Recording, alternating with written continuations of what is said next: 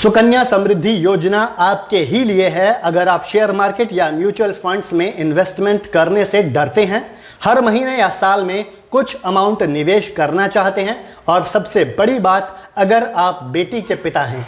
Central government की scheme Sukanya Samriddhi योजना आपकी बेटी के लिए एक सिक्योर फ्यूचर दे सकती है। इस स्कीम की कई खासियत हैं। सबसे पहले तो सरकारी योजना होने की वजह से ये एक पूरी तरह सुरक्षित निवेश है। इसमें शेयर मार्केट या म्यूचुअल फंड इन्वेस्टमेंट जैसा रिस्क फैक्टर नहीं है। दूसरी बात यह है कि इसे आप साल भर में 250 रुपए के निवेश के साथ शुरू कर सकते हैं। यानी अगर आप देखें तो 250 रुपए पर ईयर का इन्वेस्टमेंट आपको रोज के हिसाब से केवल 70 पैसे पड़ेगा। तीसरी बात यह है कि एसएसवाई यानी सुकन्या समृद्धि योजना में आपको सेविंग्स पर अच्छा खासा ब्याज मिलता है। एसएसवाई केंद्र सरकार की एक स्मॉल सेविंग स्कीम है। स्मॉल सेविंग स्कीम्स की लिस्ट में अच्छी ब्याज दर देने वाली स्कीम एसएसवाई ही है।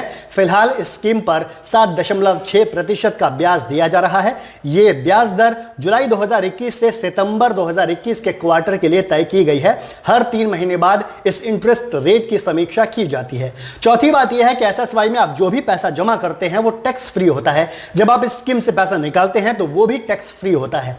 ध्यान देने वाली बात यह है कि आपको एक फाइनेंशियल ईयर में कम से कम 250 रुपए इस स्कीम में जमा कराने ही होंगे, लेकिन आप एक फाइनेंशियल ईयर में 1.5 लाख रुपए से ज्यादा इसमें जमा नहीं करा सकते।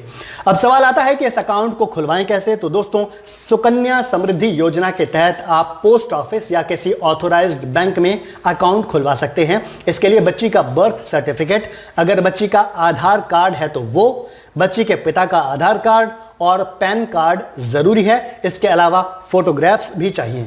इन सब डॉक्यूमेंट्स के साथ आपको एक एप्लीकेशन फॉर्म भी भरना होगा। लेकिन ध्यान रखिए कि अगर आपकी बेटी की उम्र 10 साल से कम है तभी आप इस योजना का फायदा उठा सकते हैं। अगर आपकी बेटी 10 साल से ज्यादा बड़ी हो गई है तो आप एसएसवाई में अकाउंट नहीं खुलवा सकते। एक और खास बात है कि एसएसवाई में आप अपनी बेटी के नाम से एक ही अकाउंट खुलवा सकते हैं। एक बच्ची के नाम पर एक से ज्यादा अकाउंट नहीं खुलवाए जा सकते। साथ ही एक परिवार में केवल 2 बेटियों को ही इस योजना का फायदा मिल सकता है। सुकन्या समृद्धि योजना के तहत खाता सिर्फ भारतीय नागरिक का खोला जा सकता है। अगर खाता खोलने के बाद बच्ची किसी और देश में चली जाती है और वहां की सिटीजनशिप ले लेती है तो नागरिकता लेने के दिन से सुकन्या समृद्धि योजना खाते में जमा रकम पर ब्याज मिलना बंद हो जाएगा। सुकन्या समृद्धि योजना का खाता खोलने के दिन से 15 साल तक उसमें पैसा जमा कराया जा सकता है और खाता खोलने के दिन से 21 साल बाद यह अकाउंट मैच्योर हो जाता है। उदाहरण के लिए, अगर आपकी बेटी 9 साल की है और तभी आपने उसका सुकन्या समृद्धि अकाउंट खुलवाया है तो बेटी की उम्र 24 साल होने तक आप पैसा जमा करा सकते हैं। जब बेटी 30 साल की हो जाएगी तब यह अकाउंट मैच्योर हो जाएगा। यहां अच्छी बात यह है कि बेटी के 24 साल से 30 साल की होने तक उसके अकाउंट में जमा रकम पर ब्याज मिलता रहेगा।